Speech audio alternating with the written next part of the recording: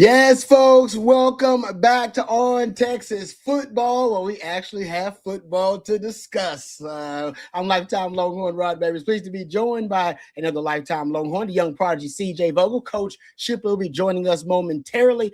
We usually expect to talk to my friend, former teammate, Lifetime Longhorn Stevie Lee on Monday. So we'll bring him on a little bit later on. But of course, we got football to talk about. We'll tell you what we saw in the media window at the first spring football practice for Longhorns. A little drizzle. It was some drizzle out there pretty much. I mean, it was drizzling a little bit. It was foggy. It was hazy, but still got a chance to get eyes on the 2026 Longhorn football team. So we'll talk about that. Sark actually spoke to the media, so we'll talk about Sark's media availability. CJ was there at the media availability and also at the media window for practice.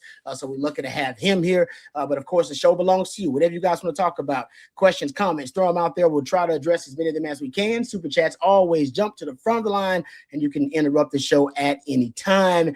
Also, my man, he just got a little recruiting update for you guys, some recruiting nuggets for you as well. All right, CJ, let's dive right into it. What stood out to you? Oh, right on time. Boom! What's up, Coach? Hey, what's up, guys? Our own coach, Coach Bob Shipley, joining us. You can catch his work these days at shipleyranches.com. I'll spare you the Coach Shipley intro right now. But glad Coach Shipley could join us to talk some ball. Happy spring to all you guys out there. But starting it off, CJ, what was the first thing that stood out to you at spring practice today, getting a chance to look at the team during the media window? No, this is a fun team. I watched a lot of the offense, and Wednesday when we get back out there, weather permitting, I'm hoping to go watch a lot of the defense. But, I'm sitting here looking from position to position on the offense, saying that there's a lot of guys that look like they belong. And, typically in, first 4 or 5 years, we've seen, all right, the top end talent is really good. And then it might take a bit of a hit when you go into your second or third string at a lot of positions. I don't know if you see that right now on the offensive side of the ball, right? And Sark mentioned in the press conference, it's the deepest the wide receiver room's been in his tenure at Texas. And that includes having some really deep rooms of Xavier Worthy and A.D. Mitchell and Jordan Whittington and then Bond and Wingo and Golden, right? So, I agree, right? And having watch these guys run routes, I mean, I very rarely saw balls hit the ground, and that was without Arch Manning throwing. So, I was really encouraged by this offensive side of the ball. Again, I do think that this is going to be the more star-studded group of offensive players Sark's had at Texas. Now, will it be the highest scoring? Well, that's up to them to go out there and perform, right? That's up to Sark to get his guys where they need to go. But just watching Cam Coleman run, watching Jermaine Bishop, Khalid Lockett look good, that's probably going to be 3 of your top 6 guys, and 2 of them were sidelined this year. And I mean, I'm just excited. And, I saw a little bit of the offensive line. We'll talk about that here in a little bit, but it's exciting. I think this is a very deep offense, and beyond that, the talent. I mean, again, you hear this every spring, but there's a lot of talent out there, man. Yeah. Coach, what is that? That's a hell of a quote from Sark to start things off, saying this may be the most talented top to bottom wide receiver room that he's had there. And we didn't even get a chance to see all the guys because Emmett Mosley and Ryan Wingo, those guys were out there. But Sark's really high on that group. Wide receivers, wide receiver talent. It seems like Cam Coleman right now has met and even surpassed expectations, which is really tough considering he was the top receiver out of the portal coming in. Yeah, there's no doubt. I'm excited about that room too. I can't wait to see, what they do, especially when Arch gets back. But my question for you, CJ, which quarterback stood out to you? Yeah, great question. Because, look, that's all we're going to see for about the first week or 2 of spring football. Look, I am a big KJ Lacey believer. Yeah. I'm a big KJ Lacey believer. I thought what I saw today was the ball had some zip leaving his hand. I thought the accuracy was there. The timing was there. That, to me, checks the boxes of a guy going into year 2, right? And, look, I know it's only practice number 1 for Dia, but, look, technically sound, exactly what we anticipated him coming into Texas as, right? the throwing form, pristine, the accuracy was there. Now it's all about making sure that the timing on the outbreaking routes, the routes that we see Sark kind of getting onto his quarterbacks about being on time, that will come. So great day throwing for both of them. I don't know if I remember seeing in the 10 or 15 minutes that we were there, Rod, I don't think I remember seeing a ball hit the ground because of inaccuracy. And I don't know if I could have always said that, having watched Texas football over the last 10 years. So really encouraging, but I'm going to kind of bang the drum for KJ Lacey because I think he's going to be a big-time baller for Texas. Yeah, there's a lot of hype around KJ Lacey for this spring, Coach. It is. And honestly, Dear Bell, actually, for a young guy, looked pretty good too. Yeah. And he was getting a lot of reps. You thought it would have been, MJ Morris? But MJ Morris is clearly, I think, kind of the emergency QB right now. Is a lot of focus on KJ Lacey and Dear Bell. And I think Jerry brought up the fact that, in a lot of the drills, they were going back to back. Yes. And he brought up a great point about how that fosters and cultivates a lot of competition between the guys, right? And that's the future competition that's going to decide, Texas football, who's going to be the starting quarterback. Obviously, this is Arch's team right now, but the future is bright at quarterback for KJ Lacey, man. He's got great anticipation on some of those short, quick, intermediate throws. And the ball, like I said, I think he's got a good quick release. Like the ball comes out.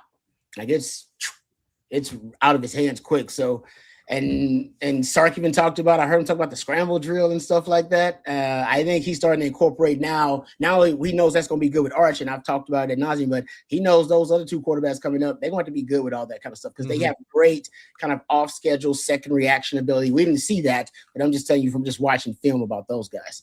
Okay, one of the things that also stood out is we were talking about the receivers, and then we'll get to we got questions, we got super chats. We'll get to all that, I promise, and I want to get to kind of every individual group if we can a little bit and address it. But one of the things I like that Sark said about Cam Coleman, in reference to Cam Coleman, this is kind of one of the quotes that's making the rounds, that I think the skill set speaks for itself.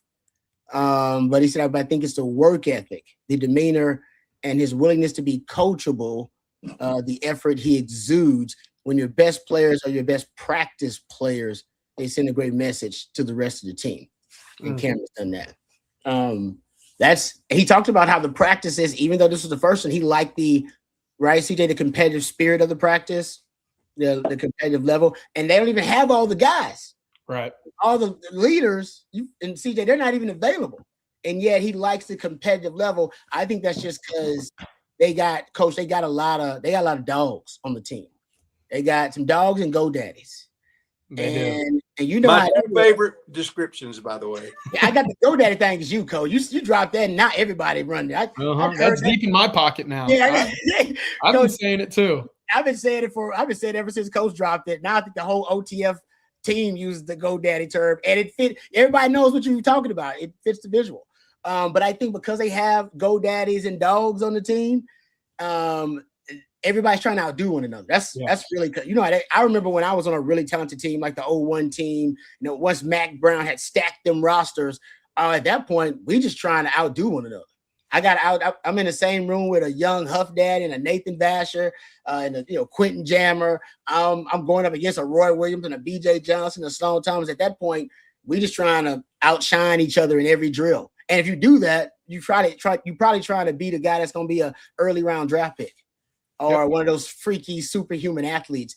That's where Sark has the roster now. So I definitely could see that competitive intensity right now at a whole nother level. Just everybody trying to outshine one another. If I can build on that just a little bit, and Rod, I know we talked about it right before we went live. Texas right now on the offense side especially is a little dinged up. No Arch Manning, no Trevor Gooseby, right? Ryan Wingo, and Mosley, they're all sidelined. So to build on that competition aspect, look, there are a lot of guys seeing a lot of snaps that are a lot of opportunities to say, okay, I can carve out a role for myself now. I have to take advantage of the guys that are off the field so I can shine for these coaches, for the staff, for the quarterbacks in particular. And you're going to see that on the defensive side of the ball too at safety, right? No Zealous Hicks, no Xavier Phil-Smith today. Obviously, Jonah Williams is at baseball. Now can a Jordan Johnson-Rubel, a Torrey Davis, right? How can these guys separate themselves? That is the inner competition that you're seeing between rooms right now. So that's fun. Not to mention at running back. I mean, we saw 6 guys that at some point this year I could see touches going their direction, right? So plenty of competition going around, and it's not just offense versus defense, like you said. It's all inside the position rooms, which is going to make for a really fun spring. My man CB says, go daddy gay biker. Just out there. CB also throws out the visor. Why is Arch wearing the visor? Because he knows he's not really doing much? I guess so. He didn't throw during. It was supposed to rain today, so maybe he was just saying, "Hey, I don't have the visor look on me." Rod, you still got the visor, but love the visor. But as a QB, as a quarterback, yeah, how would you feel about Arch wearing a visor potentially, Coach? You don't like it? No, I'm not. Not for a quarterback. Yeah, hey, what if it's raining? It can get fogged up, and it's just no. Yeah. I like that natural. That's just like Jordan never wore gloves. He just felt like the natural, I remember that. Hands and it's kind of like the natural vision of not having a shield on there to distort anything if the weather gets, crazy or something. Yeah, I feel like I'm old school. No, I don't think it was a real. I think he knew he wasn't. Visor. I think he knew he wasn't practicing really, and that's why he wore it. I feel like honestly, he probably just did it because he knew there's gonna be a lot of pictures of him, and then they go viral, people get talking, that kind of thing. So I agree with Coach on that one. Coach, you got it. You said obviously we know what a GoDaddy is. What do you call a 378-pound D tackle? You got a term for one of them? What's your term for the 378-pound Ian Jeffrod? What would be your term for him? Because we saw that dude, and he looks every bit of it. 378. Back in the day, we had a guy like that. We called him Poke Chop. I mean, a big old hog, you ain't gonna move, No, you ain't moving that dude. I didn't realize, man. Guys, I'm telling you, up close, it's shocking. He's huge. Yeah. And he's down, but I don't know, 13, 15 pounds or something like that. Woo. He's big, huge. Look at those biceps. Oh my God. That was what took Matthew. If you could zoom in a little bit more on just like the upper body. I mean, Coach. Good night, bro. Come on. I'm telling you, it's shocking. Ian Jeffridge, NIL rev share. Well done. NIL and rev share. Ian and Jeffridge. Okay, I don't know if y'all gonna beat that. Jeffridge. I'm writing that down. I like that a lot. Yeah, that's you ain't gonna beat that. You ain't gonna beat NIL eruption. Well done. Well done. We got to pass that. We got to make sure that everybody knows about Ian Jeffridge. That's good. That's good. Okay, matter of fact, while we're talking about this, I want to get into this conversation. Transformations, because they put out the roster as well. Now we'll get into more Sark comments from the media availability. Of course, we'll tell you more about what we saw in the media window, but part of that is these physical transformations guys are going through. Any of those stood out to you guys that you saw that, or at least you saw on the roster and then got a chance to match that with the eye test? Any of those, CJ, that you thought were really kind of compelling? Yeah, Lance Jackson comes to mind. 6'5", 272 pounds on the latest roster. Really, that whole edge room, whatever Alan Clark's doing in tandem with Torrey Becton to get those guys look physically ready. Sign me up for whatever that diet looks like, right?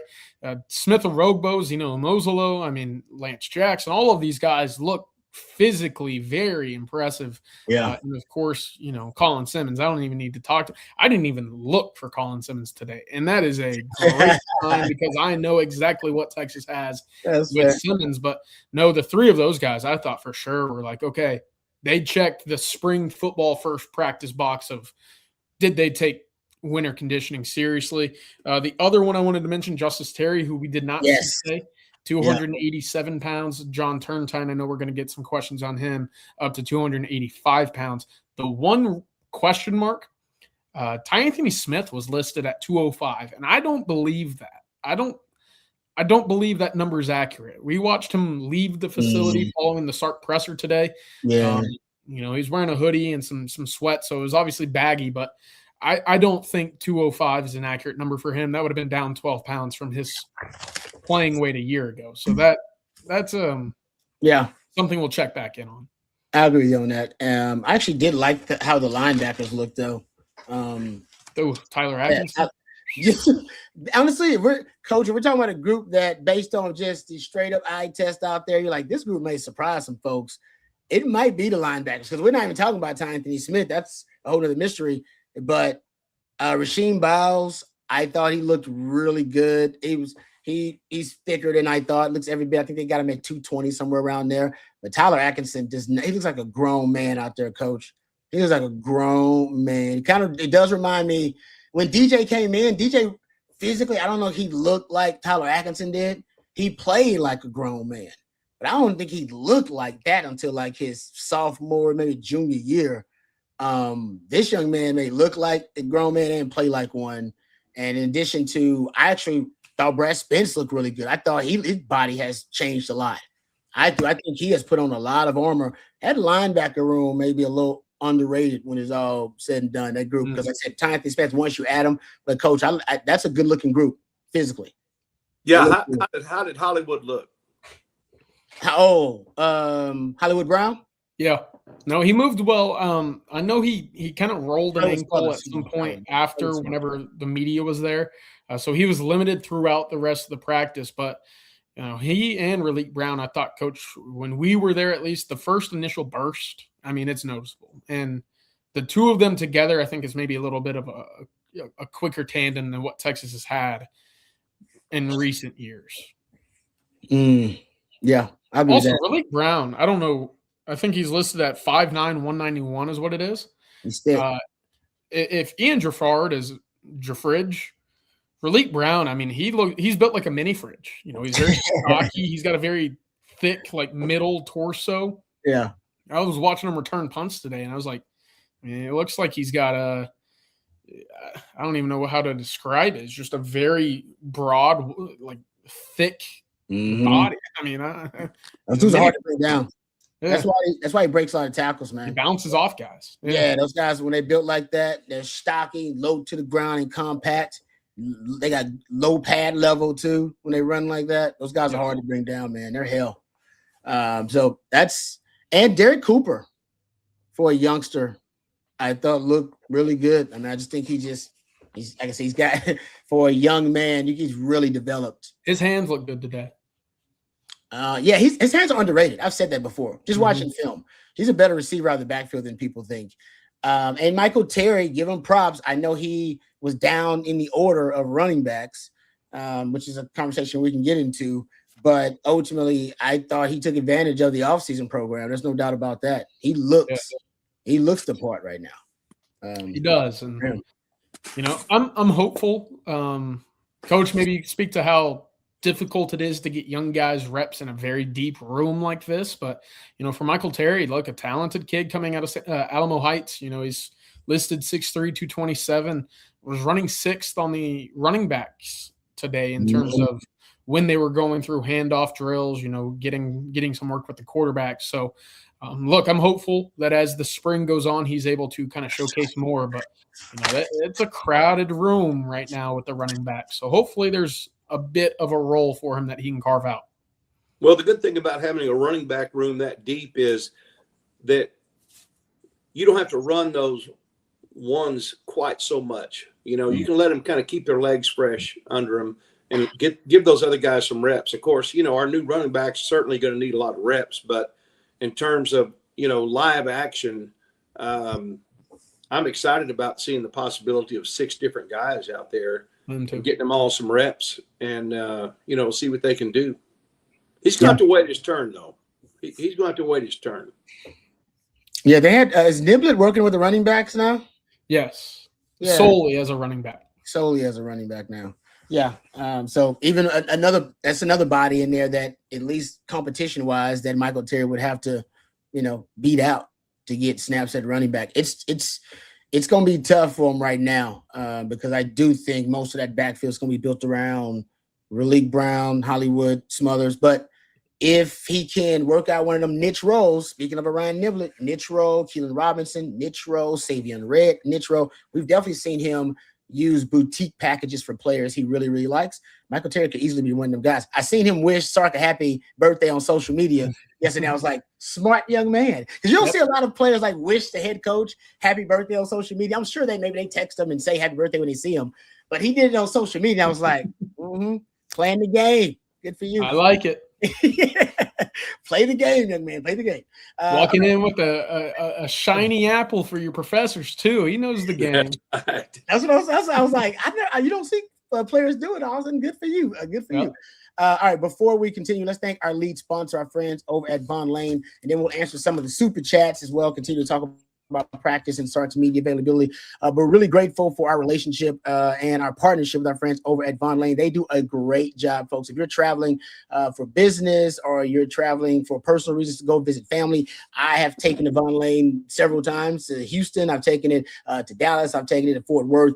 It is a fantastic service, first class travel experience on the ground.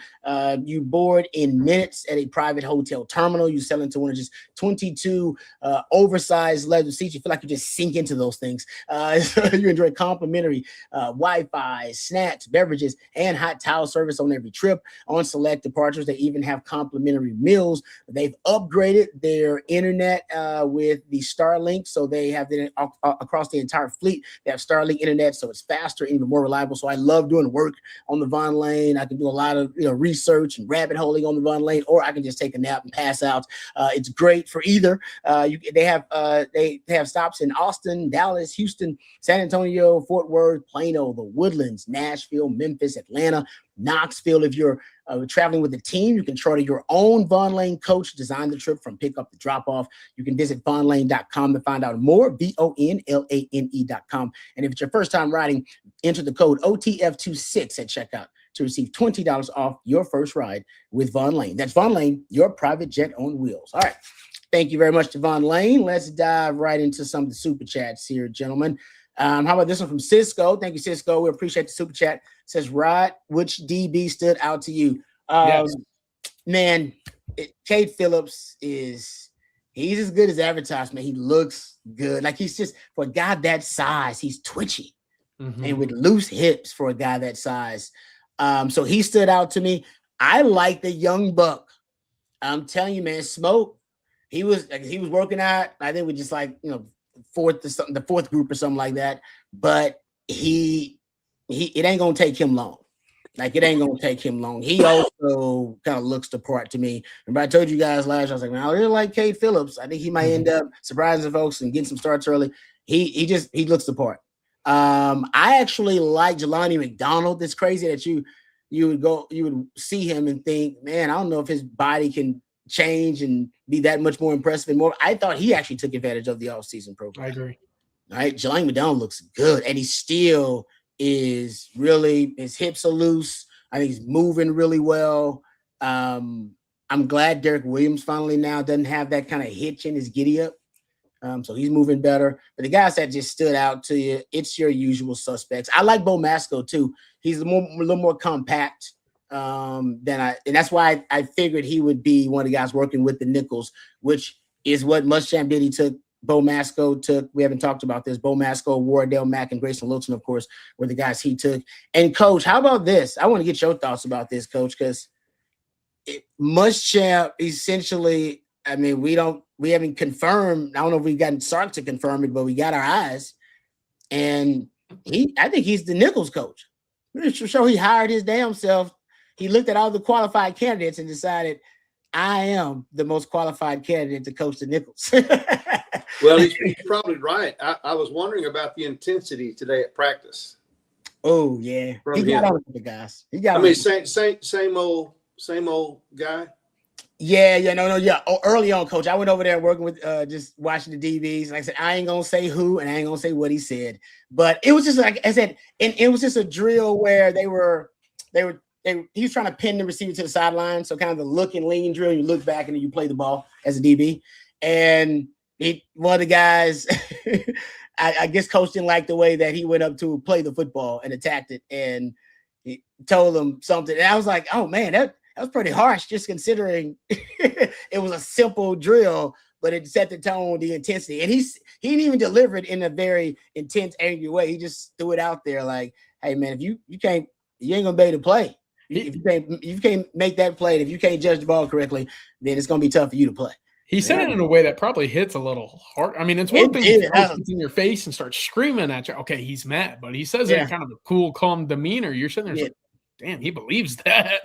He did. So I didn't see him. I don't think we've seen him. I saw him a little bit, but I didn't see him get like break the dry erase board kind of Muschamp. I maybe saving that. I mean, obviously they didn't even hit no pads on, so he'll wait till the pads get on. Yeah, I think he's got more levels he's going to get to once they start click clacking in them pads. But what do you think about him coaching the nickels, Coach? I think it's great. Yeah, I don't think there'd be anybody better, and maybe he just wants to get them started right. Yeah, that's true. Yeah, he may just want to make sure that they're starting at the level that he wants them, and then when they're responding to that, maybe he'll hand them off. But if he doesn't hand them off, that's fine with me. I mean, I don't know anybody that could do it better than him, and it's different and it's difficult for a coordinator to coach a single position because you have how many angles of film do you have being shot during practice? He'll look at all of it. He'll break it all down. But that's an incredibly important position, probably one that's not given the props that it deserves, because that's a difference maker in that secondary, in my opinion. Yeah. No, they were working with the corners at first, and then he literally took those three guys and went over and worked with them, just him and those guys. There was not even an assistant over there with him. It was just him and the nickel. That's frightening. That's scary as hell. I wouldn't. I'd be like, hey, can I get a buffer around here? Can I get another assistant here? I'm working right with Muschamp, face to face, eye to eye. Oh man, them nickels gonna be right. They're gonna be right. All right, let's get back to the super chats here. We got one from Juan. Thank you, Juan. He says, you think Sark will let Muschamp talk during the season on Thursday, since he's the head coach of their defense? This is a good question, Coach. I got to get your thoughts because Sark usually handles all that. How often, CJ, do you speak to the coordinators? Once or twice a year? One time every year. So yeah. I'd love to hear from Muschamp, just to hear the insights, what he thinks about the defense. Unfortunately, I don't think it's going to happen as long as Sark's here. You get your coordinators one time in the fall and send them a postcard. You'll see them again 365 days from now. Well, and I think that, and like I said last week, I think that's exactly the way Muschamp wants it. Yep. He didn't want to talk to the media. He didn't want to answer questions. He just wants to coach ball. Yeah.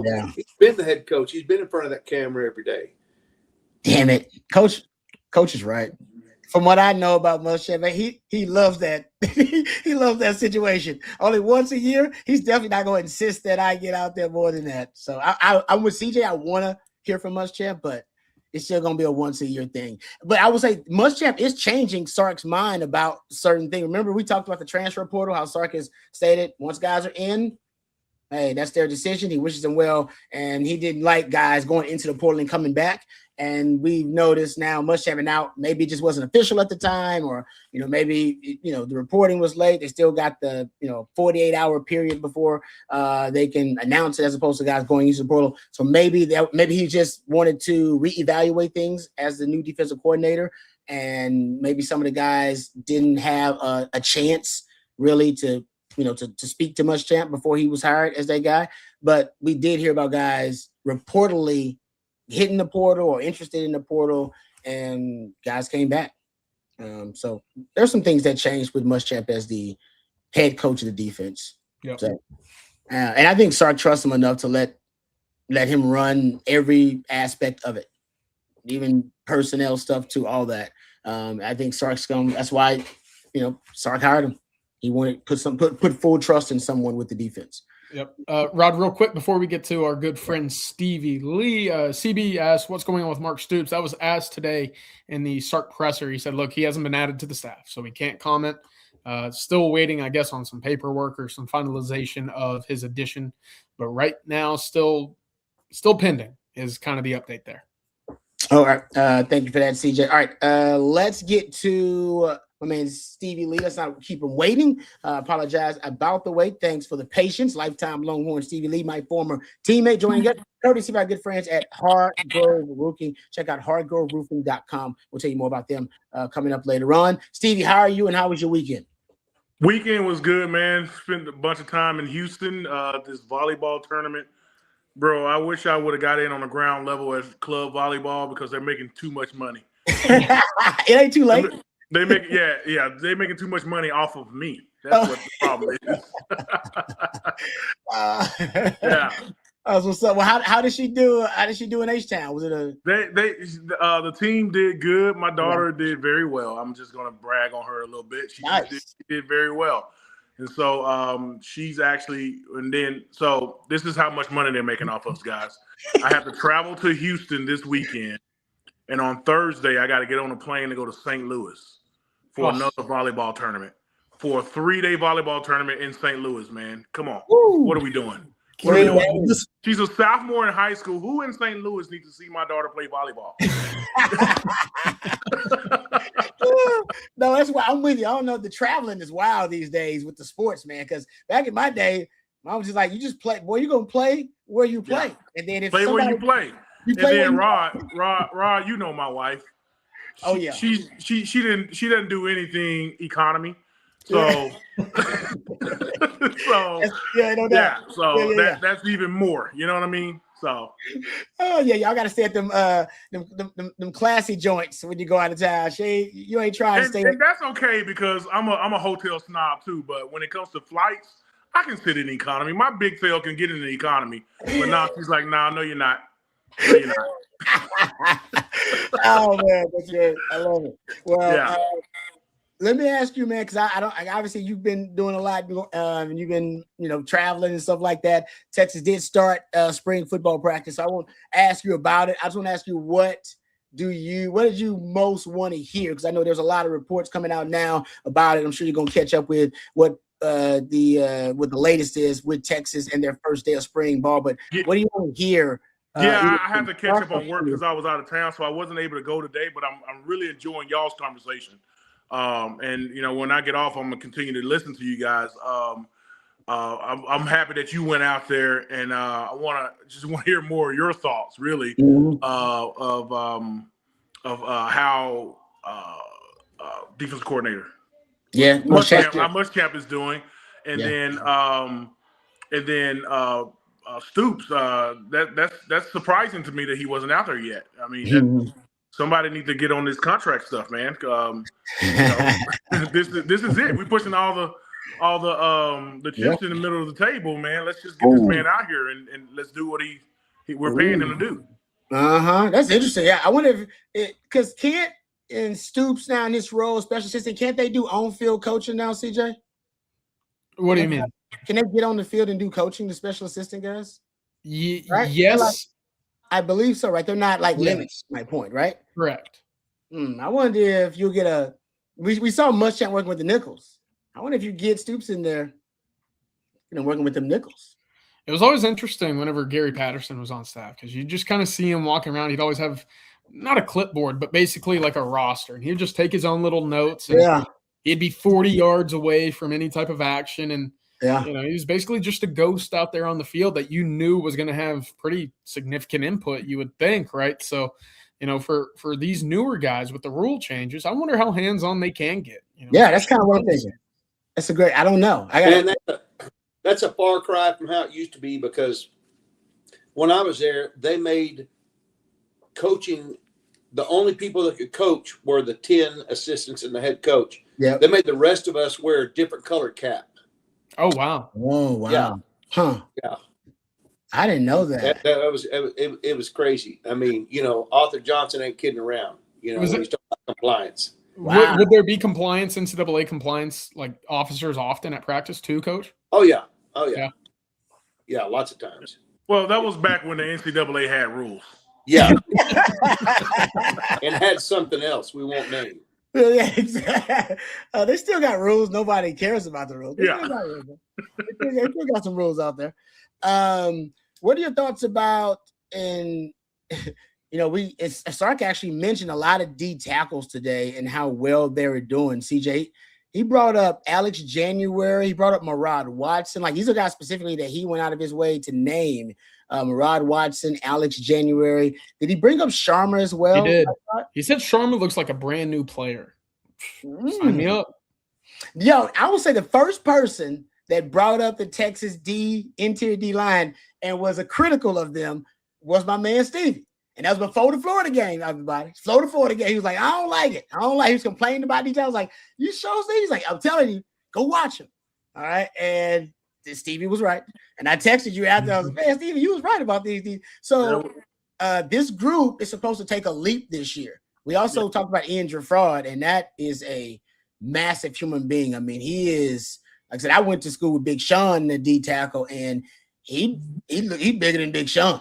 Yeah. Big Sean was massive. Did you hear the nickname? No. Tell him, Rod. NIL and Rev Share, give him props in the chat. He dropped, instead of Ian Gerfraud, he's going to be Ian Gerfridge. In your fridge. I love that, man. It's awesome. That's so awesome. At 378. But what are your thoughts, man? Because apparently the D tackle, this may be one of the groups that takes a huge leap this year. You got Kanu. We ain't talked about Kanu, but Sark likes what they got right now. And I'll admit, Ian Gerfraud just looks impressive. Like, he passed the eye test. Yeah, so I like to go out. I wish I'd have gone out today, but I was working. But I do like to go out to spring ball towards the end when the D line is really getting some work in. And so I really want to see how, really technique wise, man, because when I don't want to say criticize, but whenever I had my input about the D line, sometimes they were getting put on skates. I mean, just being honest with it, and so I want to know what their techniques are. You know, our technique back in the day was dropping that shoulder, dropping that knee, and bringing that offensive lineman down with us, so DJ can go make all the money. So, so that's what I want to know about their techniques and things like that, and how they're teaching them and what they're doing to make a pile during the running game, for the running game in this SEC. Like, because there was a couple times that we got blew off the ball, and then we trip up our linebackers behind us, and that's a no-no for defensive tackles. So that's what I'm really looking forward to once I get out there. I'm gonna try to get out there. Are they practicing on Wednesday, Rod? Do you know the schedule? Yeah, they are practicing on Wednesday. I don't know if they're gonna have pass if you click clacking though. I mean, I don't know how they rev up to it. I don't know what starts. Yeah, and then they go on spring break after this, correct? Yes. Yeah, that's different for me, man. That's different, but you know, we're in this new era. Let's do it. So after they get back from spring break is really when I want to ramp up and get out there and just really watch that. But listen, guys, I am thoroughly enjoying that football is back in the air right now. You know, so it's a little bit boring right now, sports wise. I know the NBA is going, but it's so hard to find an NBA game nowadays with their new contract deal that they have, the TV deals. I miss Charles, Ernie, and Shaq. but I'm. Is this still really basketball season? Yeah, exactly. Basketball still going on? It's almost March Madness, guys. Come on. Yeah, and then March Madness coming up, but man, right now it's just boring. You know, I'm bored right now. So you're a football guy. Yeah, exactly. So I'll get out there and love to chime in with you guys next week. Well, next week I'll be on coming back from St. Louis and Kansas City. So I won't be on next week, but I'll be thinking about you guys on this podcast, man. So well, good, Stevie. I wanted to, you know, when you go, obviously keep the secrets, but I do want to get your initial thoughts whenever you go on freshman Jamarian Carlton. He's out of Temple, kind of a, I don't want to say tweener body because he's a big body. You know, I'm looking at it now, 6'5", 280 pounds. So where does he start? Where does he end up? He's at edge, probably spins to a guy that can play the 3, the 5. I ask because, you know, it's funny watching coaches kind of change from year to year. And what I mean by that is I watch Kenny Baker run with his guys from stretch lines out to individual and just start getting to work. And you know, Kenny's an energetic guy. He gets going, and that's what I think his players love about him. Boy, was he giddy, I thought, to start working with this group. And so for Carlton, for the rest of that room, it's kind of how can he mold them to play, cleaner technically, to your point. So watch Carlton. I'd love to get your thoughts on what you think of him originally. 100%. Thank you for that, man. I'll definitely keep an eye out on that. And anybody else y'all want me to take a look at, let me know, and I'll take a deeper look and go to their position and report back. Yeah, keep the secrets the secrets. I'll report back, man. That's why we report back for sure. All right, one last question, Steve, before we let you go. What's the most talented team you played on? The last team you played on in Texas? I think so. 100%. I think so. Now we did have now that I think about it, man, my first year where we had Major Applewhite and Chris Sims, Corey Redding, D.D. Lewis, Rod Babers, loaded, Quentin Jammer, loaded, and there was Casey and Sean. Like, we had some dogs back then, man. We did. The other problem was that there were young dogs, though. You know what I mean? Mm-hmm. And so if Corey Redding was one more year in, we had a better defensive line. And we had Antoine Kirk Hughes and Mike Williams and Derek Dockery on the offensive line, right? So, I said Mike Williams. And then at running back, Hodges Mitchell, you know what I mean? Mm-hmm. And then, when Hodges finished, it was Cedric Benson that came in. So we had some talented teams, but my senior year when we played Michigan in the Rose Bowl, where we had all the receivers that we had, B.J. Sloan and and then we had the Vince Young in the backfield. You know what I'm saying? So, but then we also had Nathan Vasher. We had who else? The DBs back there. A young Cedric Griffin, probably. Yeah, Cedric Griffin and Michael Griffin. And Michael Huff. Huff Daddy. Yeah, absolutely. And then we had me, Rod Wright, and Frank Ocam on the defensive line. Man. And then my senior year, we still had DJ. Yeah. So we had some talent on those teams. And if it wasn't for 12 points against OU, man, we'd have played in that national championship. Mm-hmm. Yeah. So that was the only game we lost, that OU game, 12-0. If we'd have found some way to get 2 touchdowns, we'd have gone on and played in a national championship game that year. But, I mean, it happened, and I'm still happy that they won a national championship that next year. Coach Brown really made us feel like we were a part of that. So, yeah. Okay, I didn't get a ring, Rod. So So, but it was that. I think if you really made me answer that question, man, I think my senior year, the 2004-2005 season, was the most talented season, the most talented group of guys that we had. Now, we also worked. We made up our mind that summer before that we were going to work.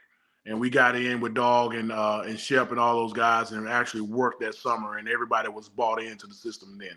That's kind of why, and literally you just ended on one of the questions I was going to ask to end things, was that what was the practice like? Because Sark was very complimentary of the first practice, the intensity, competitive spirit.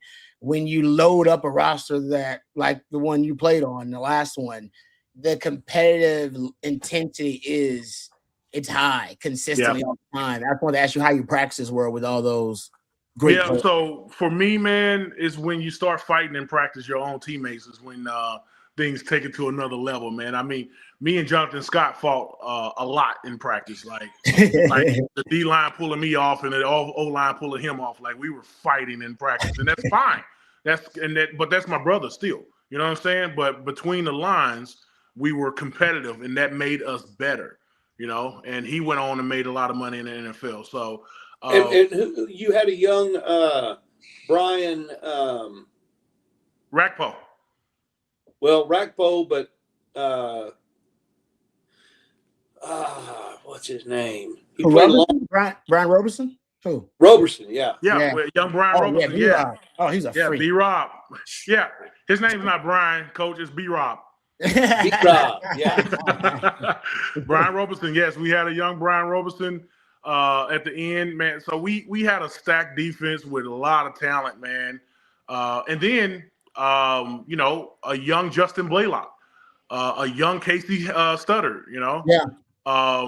And it was some dogs out there, and that was the beginning of a very talented run that we had at the University of Texas, and I'm hoping that it's back right now, y'all. Really. Yeah. And when you do get those rooms stacked like that, I was talking to Quan Cosby not too long ago, and he was like, dude, people have no idea the reason that he was really good. He said, because when he came in, that was it 05 with that, he said he had to go up against that secondary. Like they basically after practice, they just like, nah, come on, man, we're gonna get another hour work in. And he was going up against first round picks and second round picks in the secondary. By the time he became a veteran, he wasn't going to see anybody in a game that was better than the guys that he faced. He cut his teeth with, running routes he was an old ass freshman, but still as a freshman at Texas. And so that's these young guys are going to get though. Like if you're a young DB, you get to go up against Cam Coleman and cut your teeth with that guy and kind of see where you stand. It's a great barometer for young players because you play with really good players. I played with a Quentin Jammer with, all right, how close am I to this dude? Because this dude's going to be drafted top 10. And then you go up against a Roy Williams and go, can I shut Roy Williams down? Because he's going to be drafted top 15. It's a great place for you as a player to just cultivate your craft when everybody around you, when it's just stacked with NFL talent like you just described. So one thing about Quentin Jammer though, he had something that you can't teach, man. He had he had a wingspan. So, somebody told me that he can stand straight up and scratch his calves. And I looked at him and I was like, damn, you just about right, bro. So that you can't teach that, but that man was talented, man, and fast, and he had good football IQ. Man, he was fast and he could hit. He didn't have great hips, though. People know about Jam. Jam did not have loose hips. He had very tight hips. But he had so many other freakish things like his arm length, wingspan. He had 4.3, 4.4 speed, whatever it was. He was 6'1", and he would knock your block off. Like I said, that dude he was close to being a total package, as you probably do that point. All right, thank you, Stevie. We appreciate you. Sorry I kept you so long, but the conversations are always compelling and scintillating, so we appreciate you taking the time. No problem, man. Hey, Coach, I got a deal for you. I'm gonna send over to you, man. We're gonna be doing business together. Let's do it. Let's do it. I love it. See, Stevie trying to pay them bills, man. He got question, man. It's volleyball bills. I was gonna say more volleyball tournaments. Flying first class. We got to make this happen, Stevie. No question. Love it. All right, thanks, Stevie. Tell wifey we said hi. We appreciate you. Love you, brother. Welcome. That's courtesy of my good friends at Hard Grove Roofing, hardgroveroofing.com. They have offices all over Texas, Louisiana, Arkansas. They're the most pro burnt orange roofing company out there. They're fine folks. We've actually done several activations with them. Stevie can vouch for their character. I can as well. You can trust the folks at Hard Grove Roofing with reliable, they're great customer service, and they're all about making sure they get the job done right. 512-645-3202, offering a free roof inspection today. Leave it to the folks at Hard Grove Roofing. Know who's on your roof with hardgroveroofing.com. All right, let's get back to we got a super chat here. I apologize. Flex 2437. Thank you for the super chat. Says, yo, what up? Michael Terry is 227. How is he looking? And on top of that, how are the rest of the running backs? Talked about this a little bit, but let's dive back into it. CJ, the running backs overall, there's definitely a different level of twitch and explosivity with that group now. Yeah, absolutely. And look, just trying to set the scene a little bit. Ryan Niblett was the first running back to receive reps from the quarterbacks today when they got together for handoffs, out of the backfield work, etc. Of course, we've seen that in years past where, the guy that has been around for a couple of years knows how things are done. They kind of get the nod before the newcomer, and we'll see, right? Ryan will certainly get a chance to win that job. But we did get to see Raleigh Brown. We got to see Hollywood Smothers. We talked a little bit earlier with Coach, and boy, they both look like they belong. They look like that twitch is there, and something that Texas probably hasn't had with two backs in a single year consistently. So obviously we'll see who joins them, right? After the two transfers, we saw James Simon, Derek Cooper, and then Michael Terry. Jet Walker was right behind them as well. So, look, you could go 7 deep at running back right now. I'm not saying that Texas will. I'm sure they'll be shrunk to 3, maybe 4, like we've seen in years past. But altogether, the top end talent, fantastic. The depth, spectacular. Michael Terry, I'm just hopeful finds a way to carve out a role. No one else is 6'3", no one else is 227 in this room. That should lead for some sort of role for him, maybe in a fullback-ish role that you can use in the passing game. He was a wide receiver previously, so we'll see. But right now it's a big kind of, I don't want to say guessing game, but it's a lot still to be known with how he'll be used this spring and fall. That's good. I see Coach Steve Sarkisian says Michael Terry on the way to Chris Whaley / Henry Melton. No way. He's not going to get that big. But those guys, Jamarian Carlton's body is kind of like that though. Now that you mention in his body, like kind of like that, where kind of started small, but this guy, they don't even know how big he's gonna get, kind of thing. Like oh, he might start on the edge. Like, nah, he might be inside. He might just be a D lineman because he's just. He's still kind of keeping that athleticism too. But those guys who you really don't know what their body's going to grow and transform. They didn't know Chris Whaley will end up being a D tackle. That's wild. Henry Melton. Henry Melton was also the running back that ended up being a D tackle too. That's wild. Coach, you ever see? I mean, how freaky is that? Mac did that a few times too, right? Oh yeah. Well, he take wasn't Lamar Houston kind of like that too? Remember Lamar Houston? He had a freaky transformation from high school as being a recruit to also once he got into the league. Anyway, but Michael Terry, I still think there's a role for Michael Terry, but right now it's looking like a boutique role. He's not going to be Keelan Robinson. He's not going to be Savion Red or what Ryan Niblett was last year, but that type of role on the team. And I've always said he's going to be Kyle Juszczyk. I've been saying that forever. I'll stick with it because I think he's going to get a little bit bigger. And I think you want to make him a modern day fullback. That's your best. That to me is the best mold. A guy you can move around. Sark loves running backs in the passing game. He likes running backs in the vertical passing game. We saw that with a guy like Jaden Blue. And Michael Terry can be one of those guys. You move around the formation, put him in the backfield, motion him out, and he can make your offense malleable. You can go from 21 to personnel, motion that dude out of the backfield, boom, you're in 11 personnel. Yeah, just that quick. So that I think there is a role for him, but like I said, I don't know if Sark wants him to master a position first. I'm not sure if the coaches haven't been impressed with him enough, and he's earned the trust of the coach enough, because when the coaches give that boutique role to a guy, Keelan Robinson, it's because Sark really liked Keelan Robinson and his speed. I would say Ryan Niblett kind of earned it, kind of via special teams, and then Sark's like, I want to reward you for your great play on special teams with a couple of plays. And then Savion Red, I think they needed Savion Red because they needed a power element. He was running that red cat, so maybe they need a Michael. Maybe Michael Terry can be the wildcat guy. That's a role. All right. Thank you for that super chat. All right. Let's answer a few questions here, and then we'll try to address any position that we have not talked about yet. And we'll do that before we get done with tonight's live stream. Ryan's up first, says SCJ and Rod, I'm worried we don't have gap filling starting linebackers. Fair question. Downhill linebackers. Yeah, I think you could say that could be a concern. They do have, is it Cryer? They do have the kid they brought in from Florida State. He's supposed to be a bigger, more of a bigger downhill, from tackle to tackle linebacker. Yep. But they do, their linebackers would be considered undersized, but they're playmakers. I'm going to throw the word out that the chat loves the most. Texas got a lot of girth at the linebacking spot, and look, Cryer 6'1", 246. Yeah, he's 242. So these guys, they're big, they're thick. I mean, that's kind of how we've seen Texas construct this room.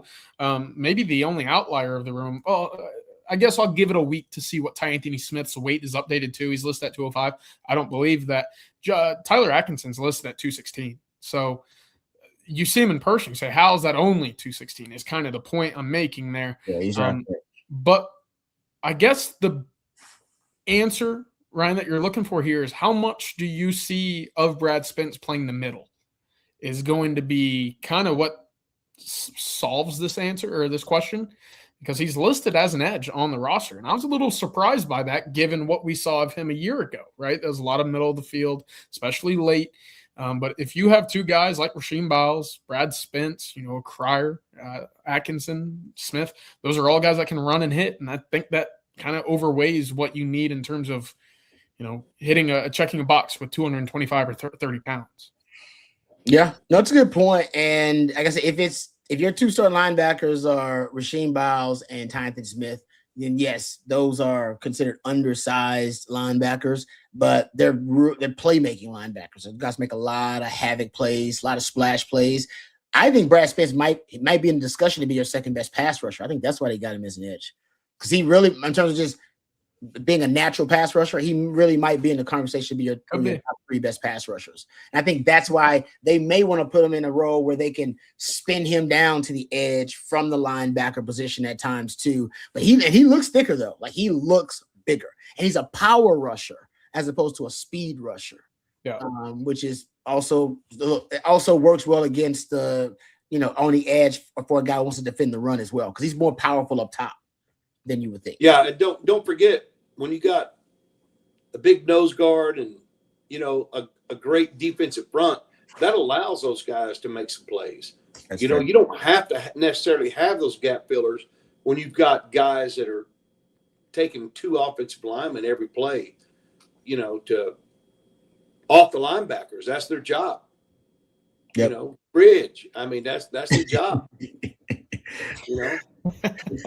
Coach is already on the fridge. But he's right, though. That's what Stevie was talking about. That's literally what Stevie was talking about. So the linebackers can roam free. If they do their job, them being undersized won't matter as much, to Coach's point. It won't matter. If an O-lineman can't get up on them, then their size doesn't matter as much. Right. All right, thank you for that. Stevie wants to know, how did Batman look? How did the young buck Jermaine Bishop looked out there? My term for him is location acceleration. Once he locates the football, some guys, when they locate football, they kind of slow down. He doesn't. Like, he locates the football, he can hit another gear on you to go get it. So he's got great location acceleration. Like, I saw that, just him running down the field, almost some of those deep balls. No, I described it as gliding. And yeah. I mean, it just looks like he hits another gear when the ball is up in the air. There is a clip that we tweeted out earlier today where, look, he runs, and Coach, you know exactly how it is. It's like you're sprinting in track. You don't look back at the quarterback. You don't look up at the finish line. You're head down, chugging along. You get to a certain point, you feel like you're at top speed. Then you redirect and you find where the football is. And he did that perfectly today. Just watching him, and I mean, it just looks natural. He too, also a no glove guy, but this is it. It just looks so natural to him. No gloves. With the drizzle and everything. Okay. Yeah, so I'm a fan. Yeah, no, he's one, like I said, when I saw him, you see some guys like Smoke Matthews, you see a guy like Tyler Atkinson, Richard Wesley probably fits that mode too. Jerry was talking about him earlier. You're like, okay, yeah. And I don't know how long they need. They won't need long. Until they can, maybe it takes them figuring out the offense. Sark did talk about that. CJ, you were there. What do you talk about the basic install of the offense and how long that would take, and then what they start to, as they work on after they get the install done? Yeah, look, first 3 to 4 practices, just get the foundation, lay the bricks, let these kids understand where they need to be, how they need to be there, the timing, etc. And then after that, probably when practice returns from spring break, you'll see the individualization of, today we're working on red zone. It's third and long, it's third down situations, fourth down, special plays. They'll pull out the binder and make sure that they understand what these situational approaches and schemes look like. So right now it's very basic, very, fundamental, if you will, just learning where to be and how to be there. And then they'll get into the nitty gritty as practice, continues. Hey, Coach, is that how you would do it too? Back in the days, just basic install and then special situations? Oh, yeah. Okay. Yeah, for sure. What should Sark what should be the first thing they work on after the install, in your opinion? Touchdown celebrations. Yeah, well, yeah. One thing we hadn't talked about is, who and how the tight end's going to fit into this offense this spring. Oh, that's good. That's good, Coach. I like that. Matter of fact, Zitro, hope I pronounced it correctly. Perfect lead-in coach says, how are we looking at tight end? That is something I haven't heard much talked about. Obviously, they hadn't put on pads, but CJ, we got a chance to look at tight. I would say Michael Masunas, he's got a wingspan on him, and he looks like he could be a guy that could be, a road grader blocker for you at tight end. Like he looks the part. I don't know if he is. And I would say Spencer Shannon. I mean, that dude's huge too. I mean, so I think both of those guys as your inline blockers for the most part is probably how it's going to be. But as the downfield passing threat, is that just Nick Townsend? And how did he look? It might be Amari Winston. Oh, I put up our notes earlier today on Texas Football. I said, look, this guy plays football like he's got Gorilla Glue stuck to his gloves on every snap. I don't know if I've seen he doesn't catch the ball a second time. There's no bobbles, right? And the ball is in his vicinity and he's able to put both hands on it. He snags it and it looks effortless, right? He doesn't break stride, doesn't jump unnecessarily, which is another kind of thing that you look for in young pass catchers. So look, I like Amari Winston a lot. He's changed his body quite a bit. I don't have the numbers right in front of me just yet, but 246 pounds. I feel like that plays, especially at 6'1". That is a compact human being that catches the ball very well. Of course, we know about Nick Townsend. He's going to be that bridge from your inline to your flex tight end. I think obviously Amari is more of that flex option. But Coach, the overall question about Michael Masunas, this is a guy that doesn't waste any movement when he's on the field. Routes look crisp. First step has a quickness to it off the line. We watched a little bit of that with the tight end drills today. Just initial explosion off the line, excuse me.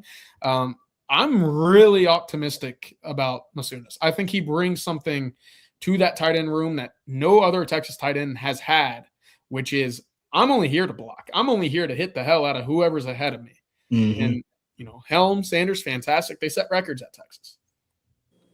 I don't know if we classify them necessarily as someone that will go face the baddest of the bad in the SEC and move them backwards, per se. I think Masunas can do that. Yeah. No. He does. He does. He kind of looks the part. There's no question. All right. Last little thing I want to get into before we get out of here.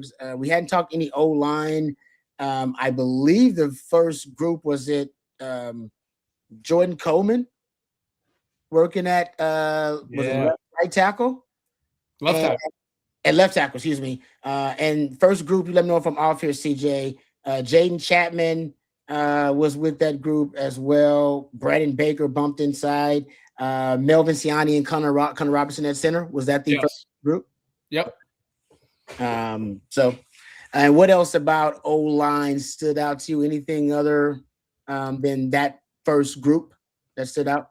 We heard Sark talk a lot about who the backup centers would be, and he said, look, we have 4 or 5 guys that are taking snaps. So behind Connor Robertson, it's Jackson Christian, and then Devin Coleman will see snaps. He said Jaden Chapman, believe it or not, has gotten some run at center as well. And we believe Nicholas Robertson, when he arrives in the summer, will be a guy that sees time snapping the football. So look, that's always kind of been a staple for Kyle Flood at Texas, is making sure that you have depth at the center position just in case.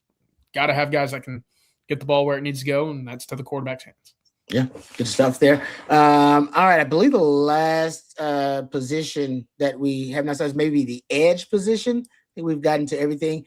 The edges, I will say that's probably where some of your biggest transformations are happening. Sark brought up leadership on defense, specifically some of the guys that he mentioned as leaders on defense: Colin Simmons, Hero Canoe, Grayson Littleton, Jelani McDonald, Ty Anthony Smith. No surprise there, but he also brought up Lance Jackson. So I wonder if Lance Jackson may be one of the guys who's kind of the front runner to win that job opposite of Colin Simmons. And he has transformed his body. I mean, that's at 272 pounds. Yeah, and he carries it well. So that's another group too. I think you're having physical transformations are happening with that group too. We're talking about Umeal Zulu. If you're talking about obviously Lance Jackson, I don't know where you putting Justice Terry at. He was in a sling, by the way, at practice, so he obviously is limited. But that's the guy's at 270, 287 now. And I know they look at him as a guy that can play multiple shades up front, that kind of thing. So just wanted to throw that out there too, just talking about, and they got Brad Spence listed as a guy that could play on the edge too. So that's a little bit about the edge position. All right. Thank you guys. Oh, we got a super chat here before we get out of here from Texas Blake 1. Thank you for the super chat. Top 5 off the bus guys based on what you saw today. Oh, good. One of those might be at the edge position. That's good. Top 5 off the bus guys. Give me who you got, Rod. And Coach, I want to get your thoughts on all of them. I mean, if you got to have eat your fridge getting off that bus at one point in that top 5, man. Because, like I said, I stood behind them for a good, I ain't going to lie, Coach, probably a good 90 seconds, probably way too long, and just leered at this dude. And right next to him was Jerry taking pictures, so he got a really good picture of him. But he is massive. Like, I just want to take it all in. Like, he is – that dude, he would be there. He's definitely in there. Oh, CJ, what about you? He's definitely in there. Look, he might be on a trailer behind the bus. I don't know if he's not fitting on that bus. But no, Blake Monroe did a fantastic job putting together this graphic. We tweeted it out earlier. These were the 5 guys that passed the eye test. That basically answers your question. Rod, you asked, maybe there's an edge guy in there. I have multiple. So yeah, Smith Orogbo, I thought seeing him in December, he looked fantastic. Back in the bowl game. Obviously, today he looked even better. Lance Jackson's in there. I have Tyler Atkinson because how can you not? And then Jordan Coleman looks fantastic at left tackle. He was a guy that got a lot of buzz coming into the spring. Very, very interested in seeing if he can win that third tackle job, even with Kojo coming back. And Derek Cooper as well. Yeah, like I said, the edges, I'm with you. How you not put a Lance Jackson, that dude, in that top 5 group, the eye test, off the bus, whatever you want to phrase it. Yeah. He's in there. And I'm single line, man, Cam Coleman looks the part too. He does. He just looks good. He's just fun to watch move. Yes. Yeah. Because it's a little surprising because you don't expect him to move to be as fluid and to have as much of a burst as he does. There's a suddenness, even though he's got that frame, there's a suddenness to that frame. That I think a lot of folks got a chance to see today too. So there you go. Good question, Texas Blake. I said, Ian Jafridge, maybe Jafridge counts as 2 guys off the bus. And then you can just throw edges in there. Jelani McDonald, like I said, he also looked really good to me. And the linebackers, man, they look – Brad Spence looks good.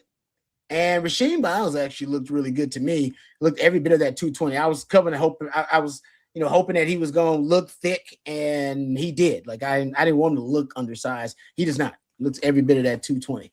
All right. Thank you guys for the super chats and the questions. Great stuff. Let's thank our lead sponsor, Von Lane, one more time before we get out of here. We appreciate our friends over at Von Lane, and you will as well. They do great customer service, folks. Whether you're traveling for business or you're traveling for personal reasons, you want to travel in style, and Von Lane delivers a first-class travel experience on the ground. You board in minutes at a private hotel terminal, selling to one just 22 oversized leather seats. You enjoy complimentary Wi-Fi, snacks, beverages, and hot towel service on every trip. And on select departures, Von Lane also offers complimentary meals. They've upgraded their internet with Starlink across the entire fleet, making it more reliable and faster. They serve Austin, Dallas, Houston, San Antonio, Fort Worth, Plano, the Woodlands, Knoxville, Memphis, Atlanta, Nashville. And if you're traveling with a team, you can charter your own Von Lane coach, designing the trip from pickup to drop off. Please visit vonlane.com. That's VONLANE.com. And if it's your first time riding, you can enter the code OTF26. That's OTF26 at checkout, and you'll get $20 off your first trip with Von Lane. That's Von Lane, your private jet on wheels. One last thing before we get out of here. CJ, the recruiting nugget that we promised the people, would you please update the folks? I know you wanted to get a couple of recruiting nuggets out there before we ended tonight's live stream. Yeah, I'll be real quick. Look, I don't think one of the two. Texas is done in 2026. There was a 2026 unsigned linebacker, Isaiah Stokes from Zachary, Louisiana, that was at the practice today. Previously had committed to Louisiana Monroe, did not sign. May not be the most exciting name given, the signing day is about a month past by now, but I did want to mention him. 6'1.5", 235, 40 pounds. Looked really good physically. So we'll see. He might be a guy that Texas adds as that rostered limit increases to 105. Also, 4 offers were extended today, 3 to 2028 offensive linemen, Lovejoy's Jaden Thompson, Southlake Carroll's Ty McCurry, and then Columbus, Texas, offensive lineman Keon Hemphill Woods, as well as Hattiesburg, Mississippi defensive lineman Andre Maddox. So Texas was active. They had a number of guys on campus, as well as Landon Williams-Callis and the number 2 defensive lineman in all of the country. That is Kasai Curry, who was on campus, former high school teammate of Richard Wesley, which good luck playing against that offensive line or defensive line. So wanted to get that in there before we got out of here, but a lot of future visitors still coming this spring as well. Great stuff, CJ. Appreciate all your hard work. Also, thank you to Matthew behind the scenes. He is the best in the business, the heart and soul of OTF, the real MVP. Thank you, Coach. Appreciate all your wisdom and knowledge. Also, thank you to my man Stevie Lee for joining us, courtesy of Hard Grove Roofing. Thank you to Von Lane. VonLane.com. If we missed any of your questions, please direct them to the gentleman at Coffee and Football bright and early tomorrow morning. That'll be at 8:15. The man, the myth, the legend himself, Bobby Burton, and Jerry Hamilton as well. Also, tomorrow we'll have the Tuesday night live stream. That'll be at 7 p.m. sharp. That'll be CJ Vogel and Jeff Howe on that 7 p.m. live stream tomorrow. For CJ and for Coach and for Matthew, I'm Lifetime Longhorn Rod Babers. Thank you guys for watching and for listening. Until next time, hook 'em horns.